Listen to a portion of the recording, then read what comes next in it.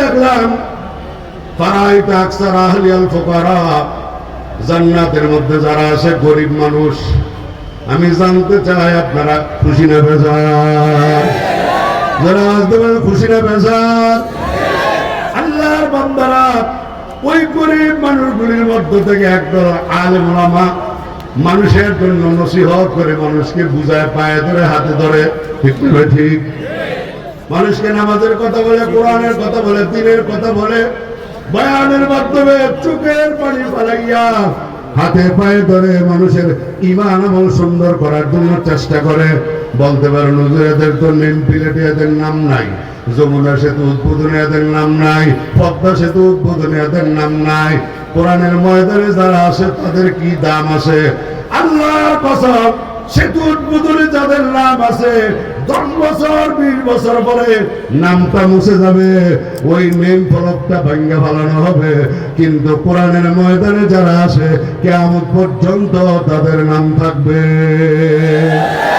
আল্লাহ মাহমুদ শফি রহমাতুল্লাহর নাম থাকবে, মুফতি আমিনী সাহেবের নাম থাকবে, ফজলুল করিম চরমনার পীরের নাম থাকবে, আল্লামা দেলোয়ার হোসেন সাইদি সাহেব রহমাতুল্লাহর নাম থাকবে। তোমরা যারা জুলুমবাজি করেছো, হয়তোবা 2-1 বছর পরে ঘৃণা করো, তোমাদের নাম আর কেউ নিবে না।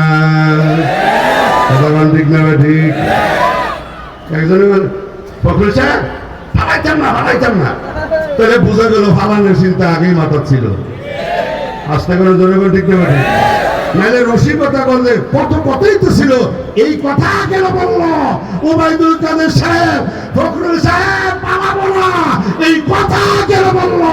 এই লুচেরার ভিতরে পালানোর চিন্তা আগেই ছিল, ঠিক কি বলে না? পৃথিবীতে কোন প্রধানমন্ত্রী গোটা জনগণকে রেখে পালিয়ে যায়, এই নতুন ইতিহাস বাংলার জমিনে শেখ হাসিনা দেখাইছে, ঠিক কি বলে? এমনটা কেন হলো? এরা কোরআন মানে নাই। আসতে বলেন কেন? কথা বলেন ঠিক না ঠিক? আলাইসাল্লাহু বিআহকামিল হাকিমিন। আমার আল্লাহ ন্যায় বিচারক। আল্লাহ অন্যায়কারীকে পছন্দ করে না, জুলুম পছন্দ করে না। আমার আল্লাহ ন্যায় বিচারক। মানুষের প্রতি যারা ন্যায় বিচার করে না, ওই জালেমদেরকে আল্লাহ পছন্দ।